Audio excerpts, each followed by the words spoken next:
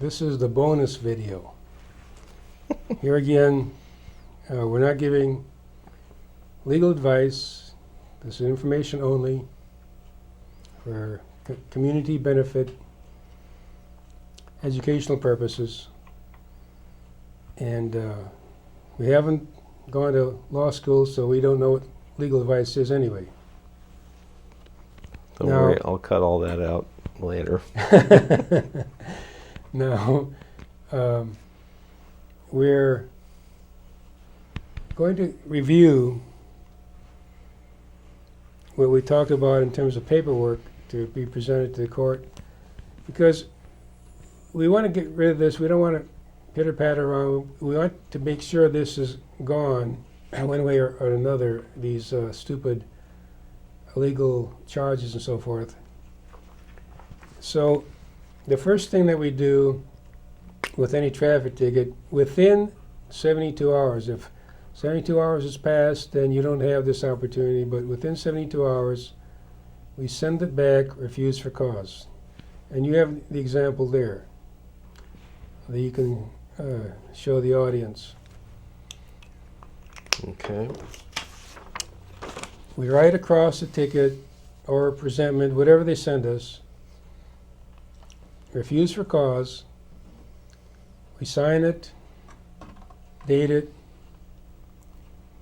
and just write across, because whatever is on top of that is what is in effect at that point. Controlling. The last word spoken would be the word that counts. Yes. So since your writing is on top of that writing, yours is the last spoken word. And you notice how you sign it. You always sign it by colon, however you sign your name. That's a special signature versus a general signature. Just as in court, a special appearance versus a general appearance. If you sign it without that bicolon, it means you are giving them a blank check. And you can write authorized representative if you want. I prefer not to do that. If I were to write anything, it would be beneficiary. But you're acting as someone for that name and not as that name. It's like if you went to the post office and accepted a piece of mail from the IRS for a friend and signed for it, you would sign by your name, Bicolon. bicolon your name, As authorized representative. as agent or whatever. In other words, you would not be liable for that IRS presentment. Your friend would be, because you're signing for him. It's exactly the same principle here. Now you make 3 color copies of the ticket or the presentment, and you do that on each of them. One for the officer who gave it to you, one for the DA, the prosecutor, and one for the clerk of the court. And along with the refuse for cause, you put in a letter to the clerk. It's actually instructions to file this to prevent fraud upon the court. Because once you refuse for cause the contract offer, and that's all it is. We're not bound by the statutes, because the statute only applied to persons, as was explained before. They do not apply to men and women, to living souls. Therefore, the officer is by law required to contact the court and say, hey, we don't have a case, the contract's been refused. So they never do that. Therefore, we have to notice the court by giving them a courtesy copy and saying that we want to make sure there's no fraud upon the court. And that's really our position when we go in to court, is to make sure there's no fraud upon the court. So that should take care of it. If it doesn't, then we have to do additional paperwork. One is to file an affidavit of facts into the record. In other words, this is a factual timeline of what happened. It's also a way of rebutting their presumptions that we are persons, that we are under their jurisdiction, and we give them 21 days to answer. They never do, therefore our affidavit stands as facts into the case. And since they have no facts to present, then our facts would be paramount. The other thing we file into the case is a demur. And there's an example here that we'll show you. But that is only at the point of the hearing. You generally file a demur in open court at the hearing if it's not going well for you. So we have three main strategies here. Number one, we have the initial refuse for cause. Number two, we go into the oral hearing and plan to prevail, but if we get tripped up, we always fall back on the paperwork that we have, either a notice and demand or a demur to rebut their presumptions of jurisdiction. And what the notice and demand is actually in common law, well, demur is for that matter too. You never want to file a motion because a motion automatically gives them personam jurisdiction, because what you're doing with a motion is you're begging, you're pleading with the court. It's a plea. You're pleading with the court, begging for them to look at your motion kindly. And of course, that seldom happens. So attorneys file motions for that fact because they already have given jurisdiction to the court. And that's why we want to stay away from it. As a last resort, we can do that, but we really want to stay away from them. So what we're doing is, in the notice and demand or demur, we state, first of all, that Peter Patriot, who is present by restricted appearance or special appearance, is unschooled in law and asks the court to take judicial notice of the enunciation of principles as stated in Haynes versus Kerner, wherein the court has directed that those who are unschooled in law making pleadings and or complaints shall have the court look to the substance of the pleading rather than the form. All you're saying is, I'm not an attorney, I'm not polished, so look at the what stuff I'm saying and not at the form of the thing I'm saying. You're also going in under special appearance, and the cite here is that a special appearance is for the purpose of testing the sufficiency of service or the jurisdiction of the court. And that's State versus Huller in Black's law. Also, a special appearance is made when the defendant appears in court for sole purpose of objecting to lack of jurisdiction over his person without submitting to such jurisdiction. Titus versus Superior Court 100 Cal Reporter, and that's the California site. We always want to use state sites when possible. We can also use U.S. court, district court sites, and of course Supreme Court sites override everything else. Then also in your notice and demand, you say that you hereby notice this honorable court that he is respectfully asserting his rights pursuant to California Constitution, Article 6, Section 21, which states that on stipulation of the party's litigant, the court may order a cause to be tried by a temporary judge. And you never stipulate to that. You always want... Stipulation is agreement, Yes. so you're not agreeing to be heard by a judge who's not been elected. Right. It says, again in the Cal Reporter, if Commissioner is given authority to act as temporary judge, Commissioner must also obtain proper stipulation of parties litigant in order to preside over specific pleadings. Now, even though it says that, they never ask for your stipulation. Guess why? Because if they told you what was going on, you'd catch on pretty quickly and figure out that they don't have any jurisdiction. So what you're doing is challenging the lack of personam and subject matter jurisdiction.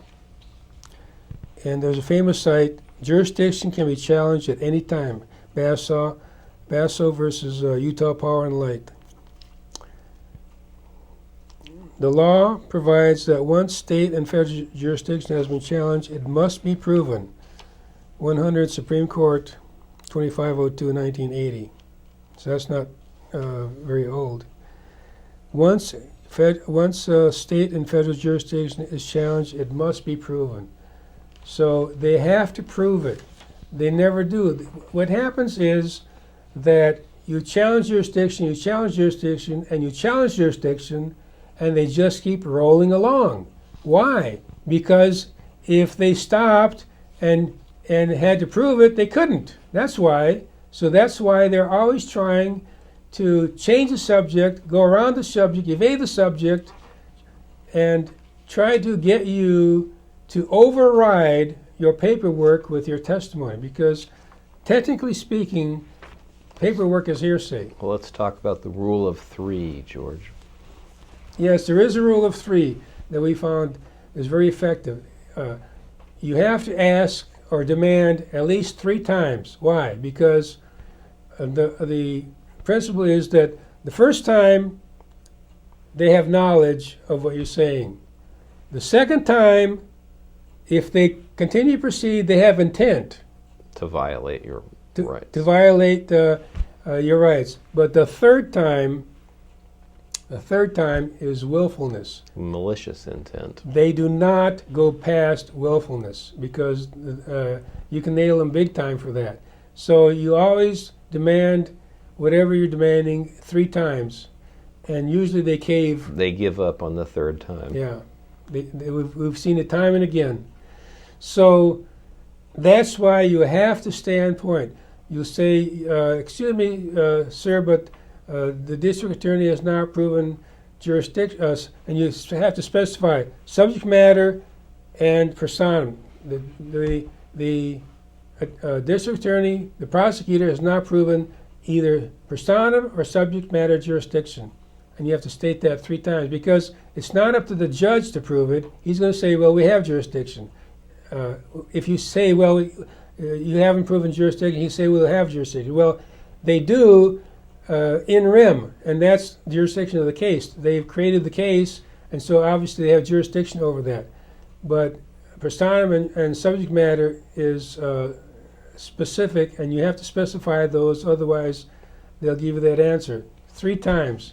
So when they finally can't do that, then you have to say, please dismiss this matter with prejudice. And you always bring that in.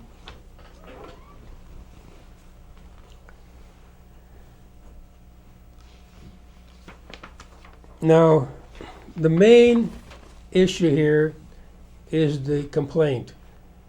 There is either no complaint or there's a defective complaint. Invalid complaint.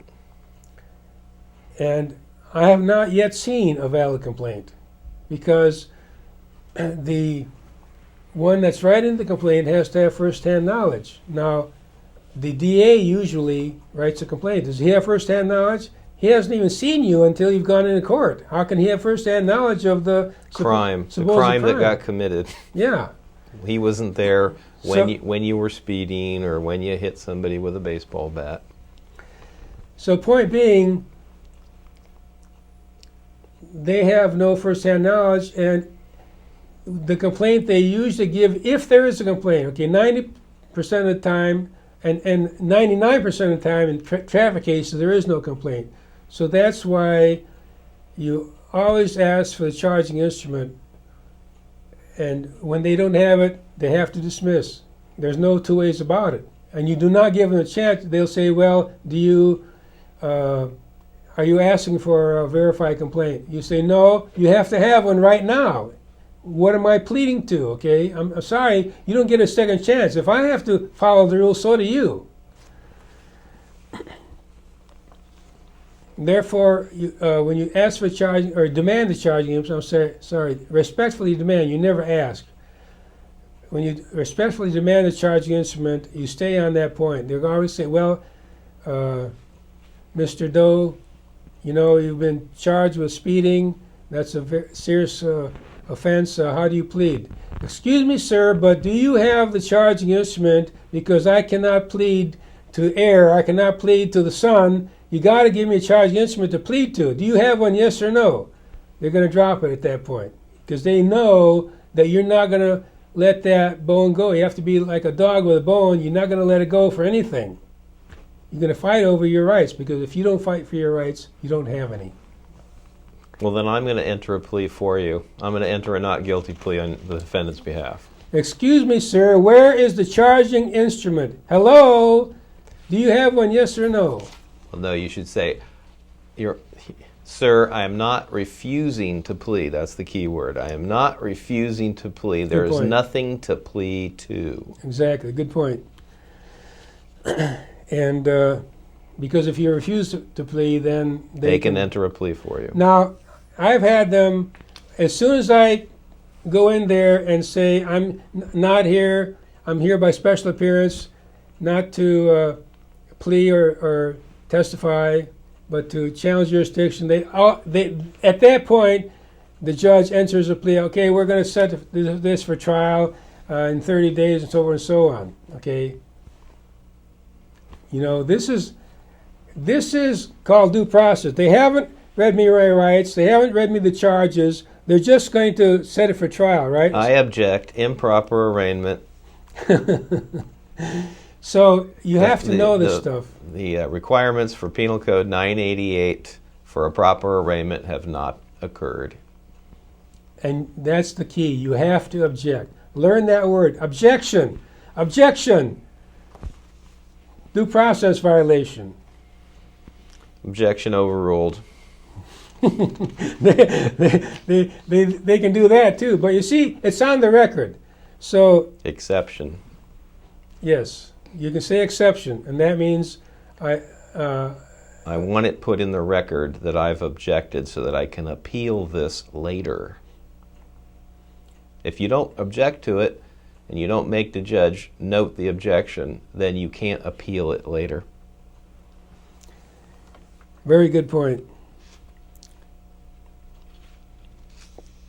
It says in Penal Code Section 740, except as otherwise provided by law, all misdemeanors and infractions must be prosecuted by written complaint under oath subscribed by the complainant. Such complaint may be verified on information and belief. And what you would say to that is bullshit. Because does that mean you don't have to follow the Constitution? The Constitution in the Fourth Amendment makes certain requirements, and you can't be prosecuted on belief. It has to be oath. And the person, if the person swearing the oath doesn't have first-hand knowledge, then he's perjured himself because he's putting hearsay evidence into the record. There are many California cases that cite the requirement for a complaint. For instance, jurisdiction of the municipal court of Los Angeles to try a defendant for a traffic violation and enter judgment depends upon the existence of a formal complaint. People versus Agnew. That was 1952. On a plea other than guilty to traffic violations and in the absence of a waiver, a complaint must be filed before the court has jurisdiction. Rupley versus Johnson, 1953. There it is. I mean, they cannot get past it. So you have to object because you have to tell them that you're ready to appeal, you know, and that's going to make them look bad. Judges do not like, of course, for cases to be appealed. They look bad. They're not going to be promoted in that case. And so you have to make them understand that you're going to take this as far as it's necessary to get your rights. There's federal law and court cases. A warrant may issue only upon probable cause, supported by oath or affirmation. The question of probable cause must be submitted by the committing magistrate so that he may exercise his judgment as to the sufficiency of the ground for believing the accused person guilty. So that's in United States versus Burkowski in 1920. And then the probable cause supported by oath or affirmation prescribed by the fundamental law of the United States is then the oaths or affidavits of those persons who of their own knowledge depose to the facts which constitute the offense. And that's been adjudicated a number of times in the Supreme Court as well, that the oath, the affidavit has to be on their personal knowledge. And so many times these affidavits are strictly hearsay because they're not on personal knowledge. So that's a major point, is the sufficiency of the complaint. There's also standing. Now, we can argue whether standing or corpus delicti is required. They're pretty much the same. But I put both of them into my paperwork because this is, after all, a court of equity, and that standing prevails there. They're going to try to tell you it's criminal court. What the hell is that? You know, that's not in the Constitution. It's either in law, equity or common law. In law or equity. So either that or it happened on sea. That's right. And it all comes back to the only authority that we need to look at, which is the Declaration of Independence. We hold these truths to be self-evident, that all men are created equal, that they are endowed by their Creator with certain unalienable rights, that among these are life, liberty, and pursuit of happiness. To secure these rights, governments are instituted among men, deriving their just powers from the consent of the governed. That's pretty strong So I take stuff. it you're not giving your consent today, sir. Consent is the key. Unalienable rights is the key. And this, is, of course, is repeated in the state constitutions.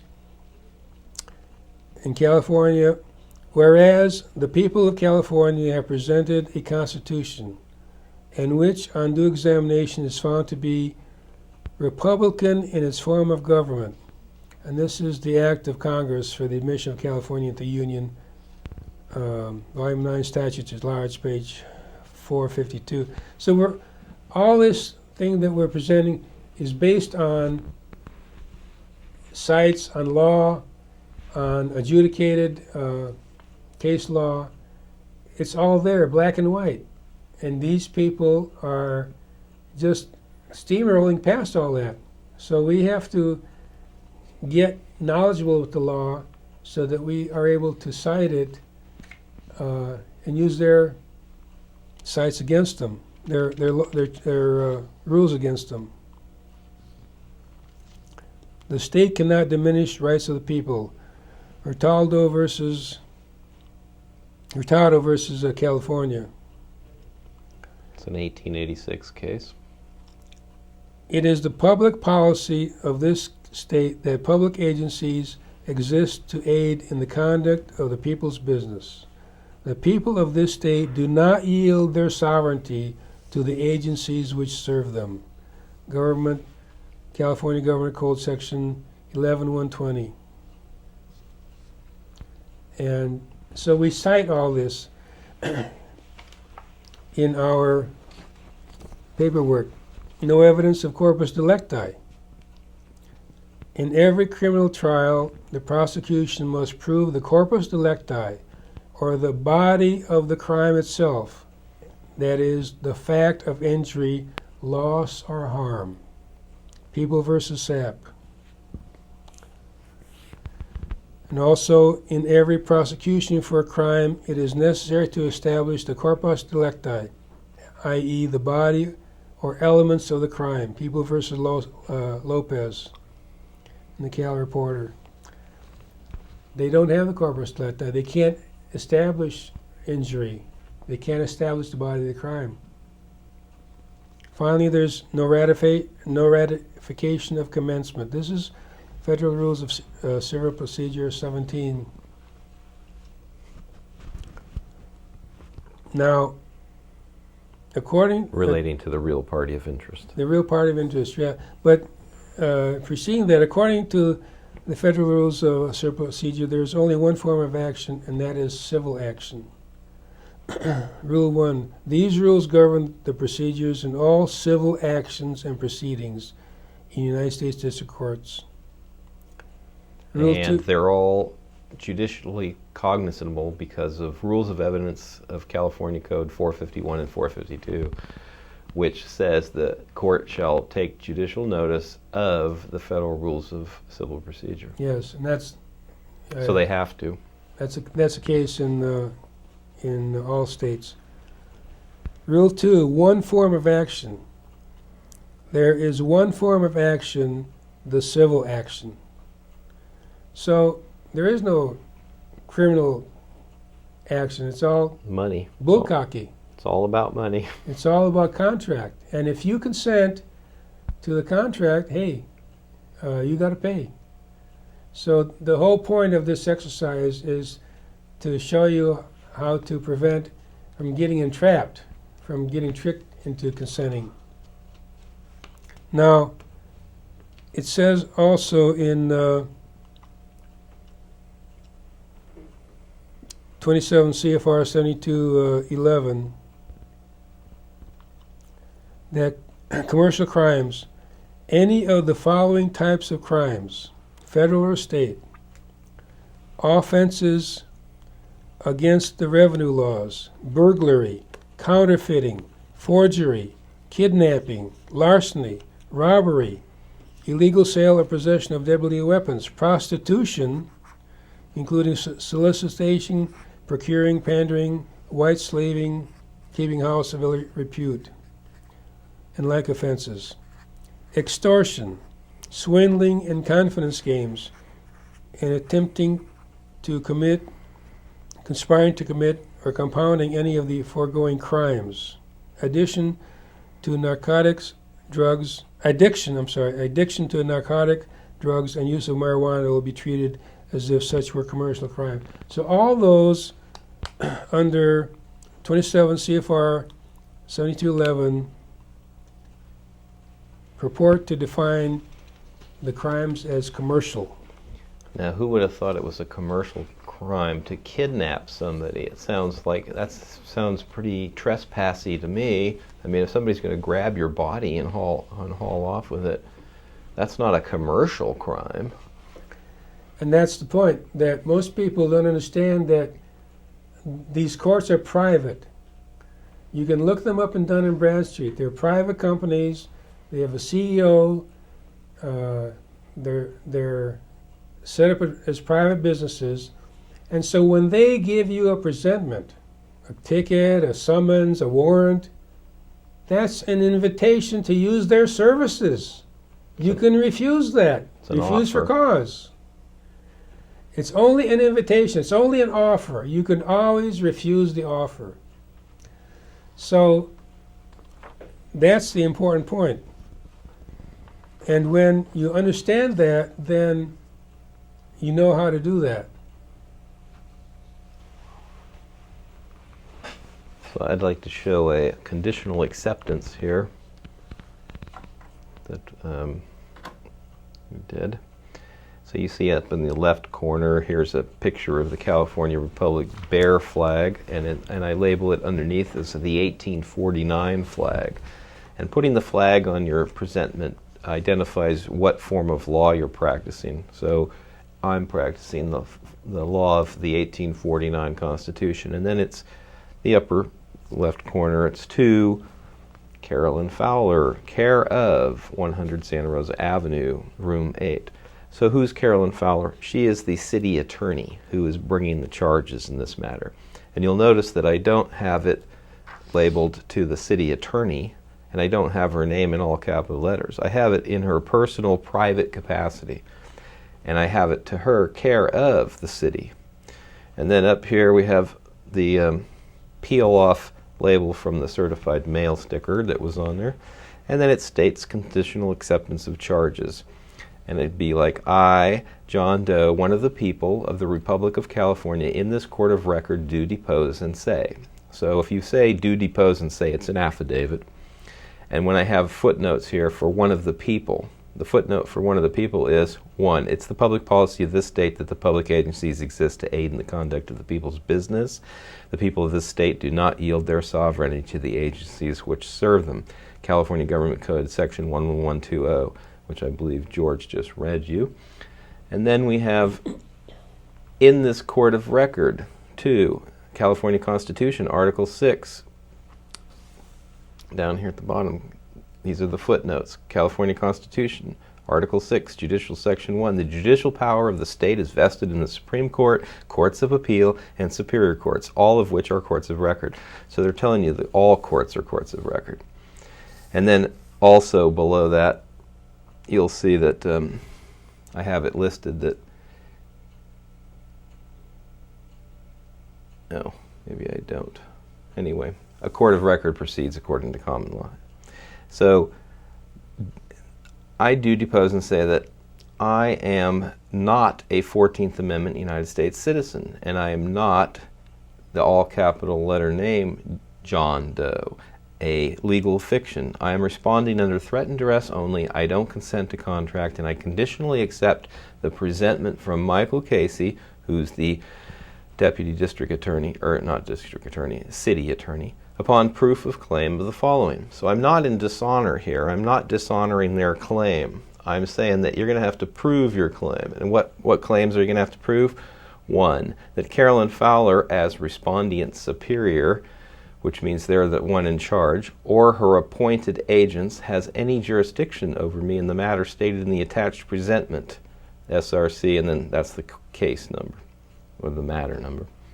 So you're going to have to prove you have jurisdiction. 2, that there's a required element of corpus delicti, or standing, presented by the factual evidence in said matter. And then I list on the footnotes what corpus delicti and standing is, which George just read to you, which is proof of an injury or loss. Because, you know, unless you've injured or caused a loss to somebody, and 99% of the time when you go to court that's not true, then they can't take you to court. 3, that any party to this presentment has a lawful oath of office and bond required to represent the people of the state of California and will demonstrate proof thereof. So we know that their bond is non-existent and their oath of office is defective. 4, that my rights to due process will not be violated by failure to show cause if the above points are not proven to be in evidence.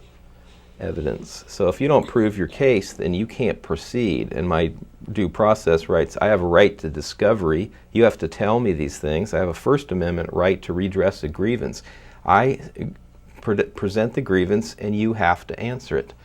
5, that any party acting as an attorney in this matter is in possession of a State of California issued license to practice law under Business and Professions Code 6067, which the footnote down at the bottom shows that Business and Professions Code 6067 says, every person on his admission shall take an oath to support the Constitution of the United States and the Constitution of the State of California, and faithfully to discharge the duties of any attorney at law to the best of his knowledge and ability. A certificate of the oath shall be endorsed upon his license. So therefore, there it's stating that he has to have a license, right?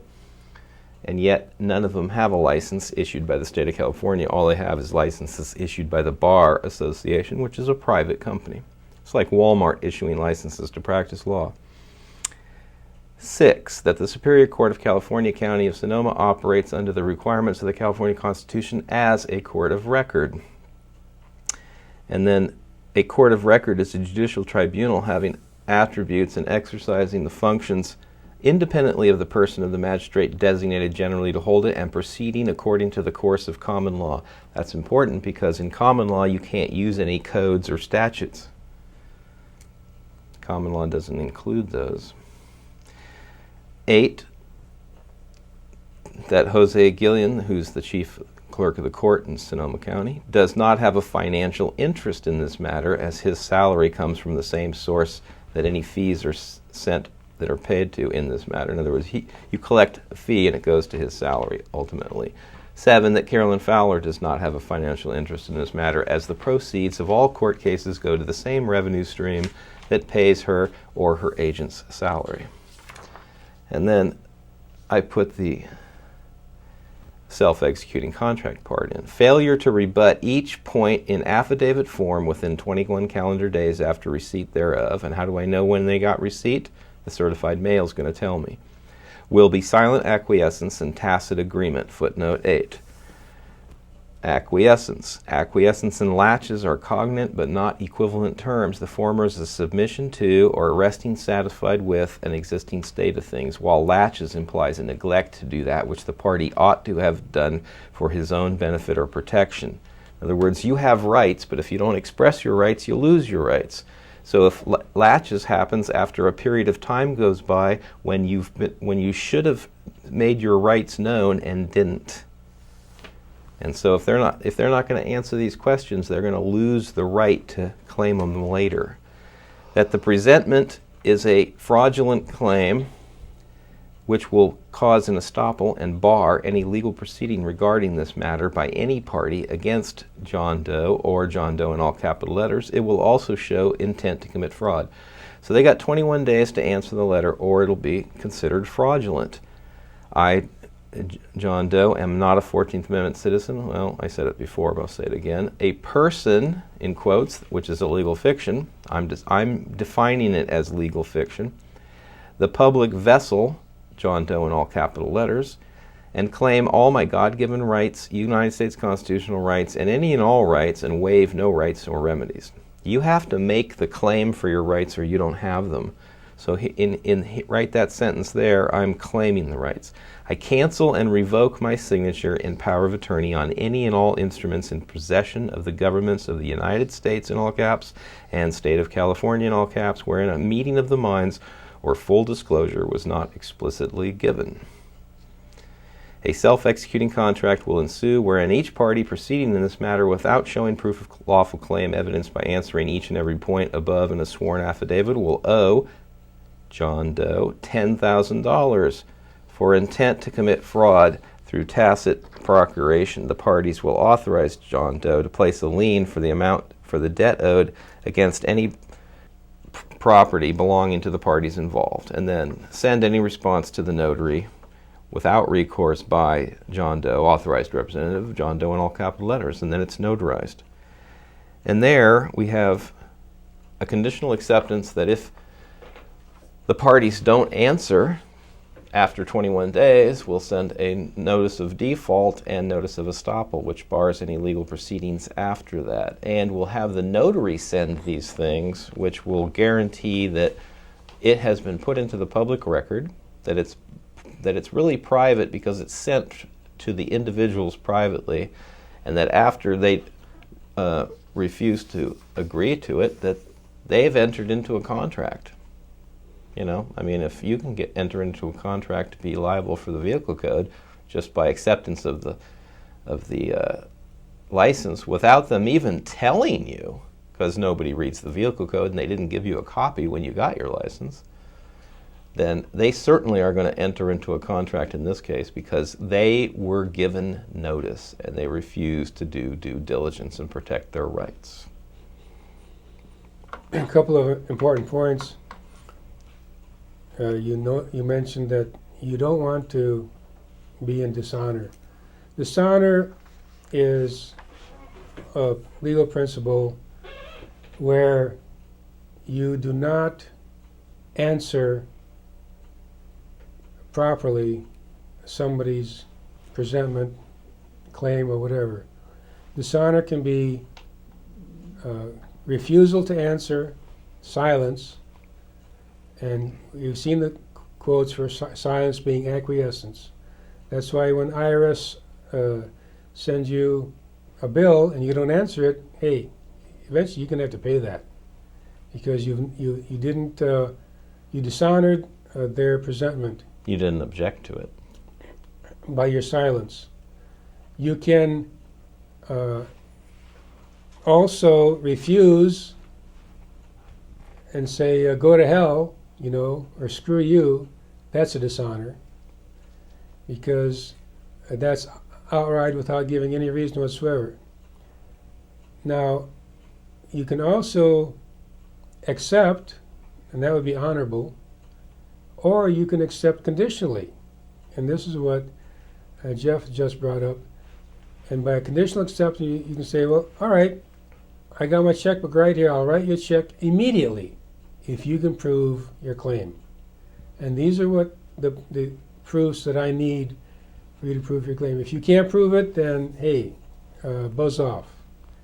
But that's honorable. So Well, if you can't prove it, then I have no liability. exactly. And so we always stay in honor. We never refuse. We never remain silent. We always accept or accept conditionally.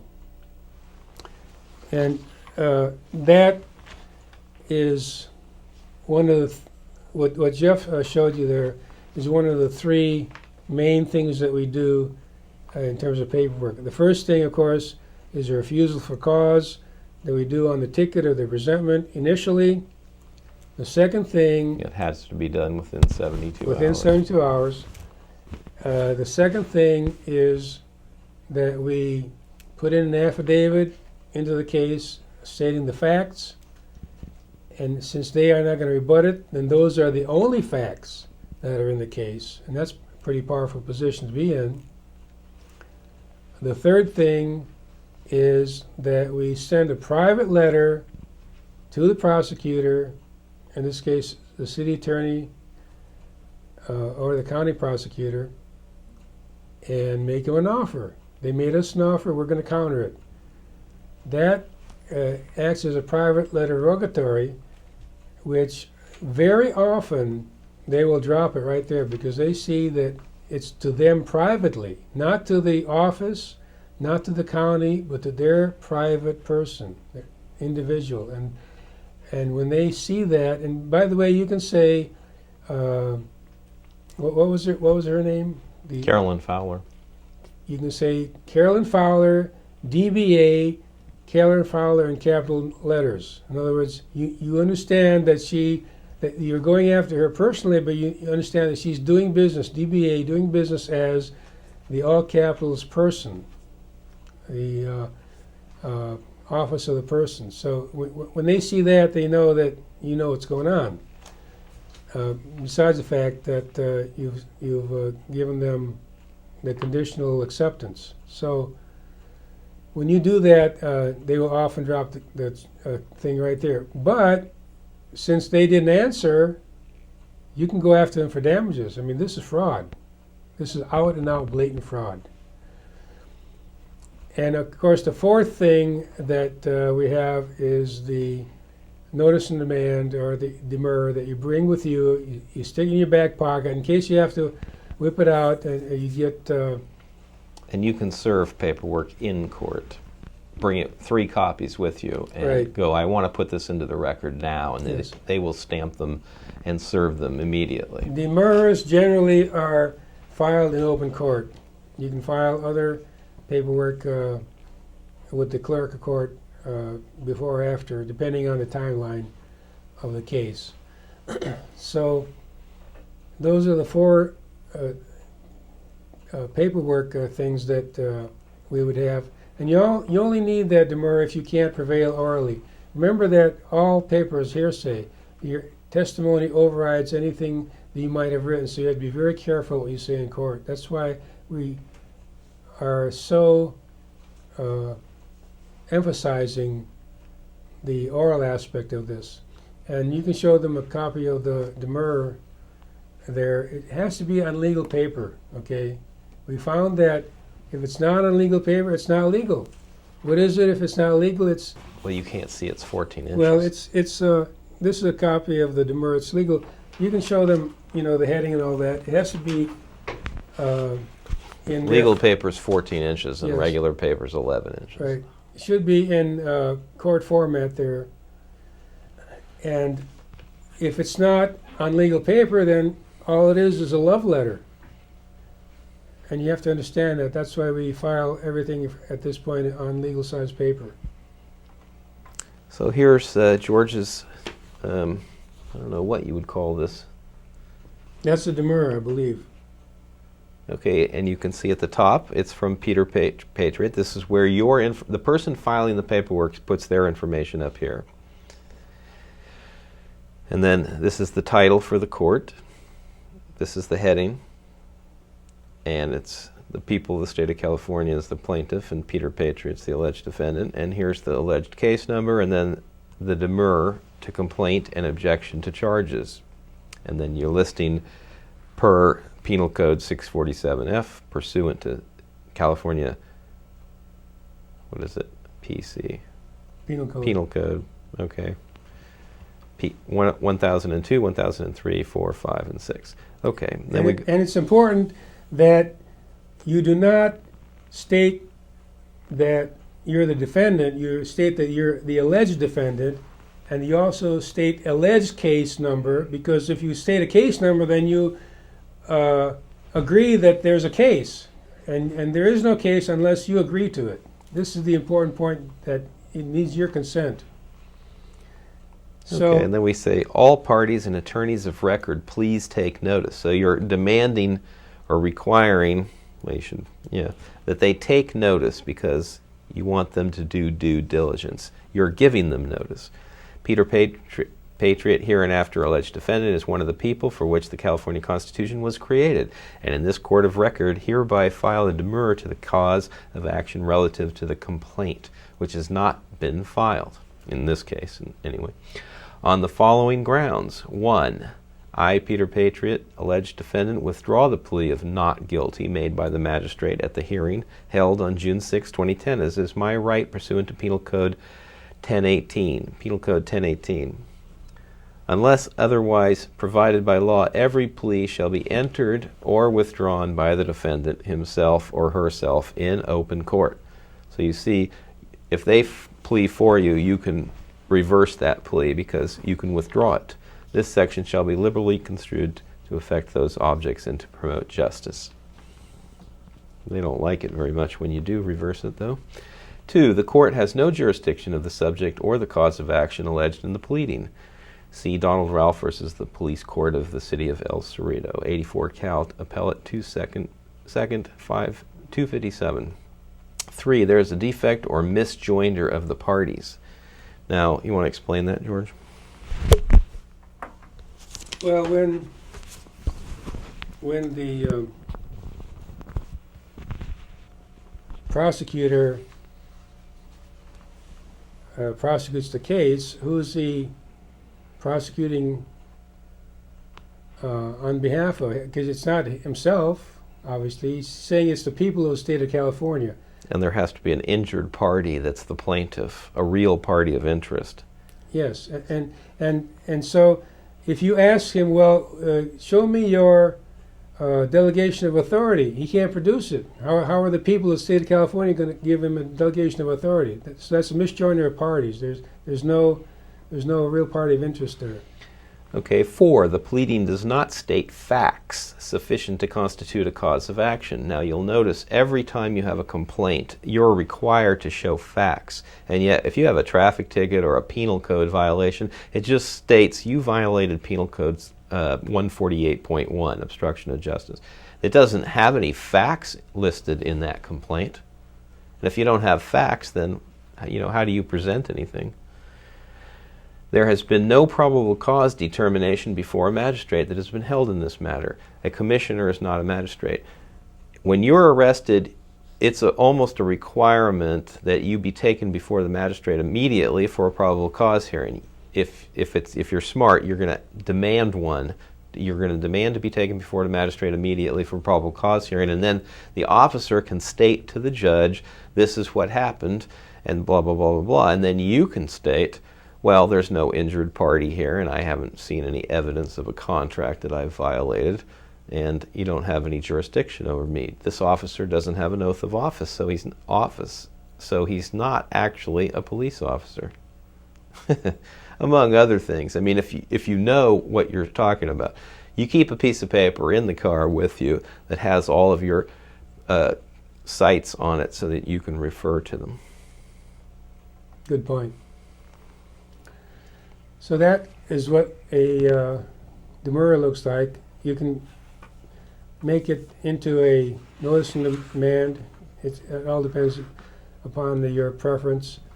A notice of demand needs to be put in at the point of the first hearing. It can't be put in later on.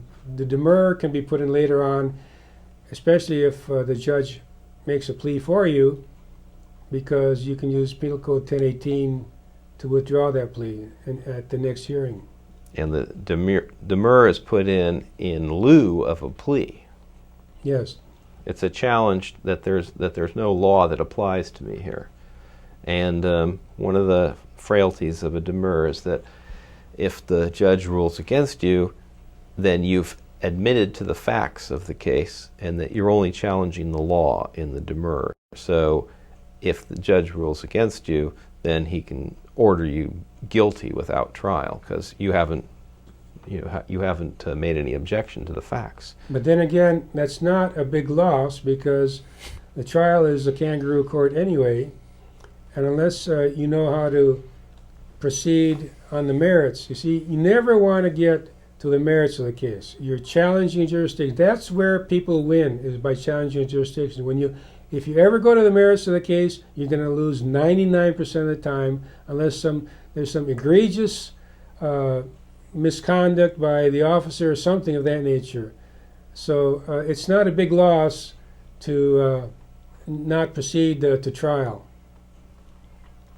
So we have point number 5 in this demurrer is, in an action founded upon a contract, it cannot be ascertained from the pleading whether the contract is written, oral, or implied by conduct.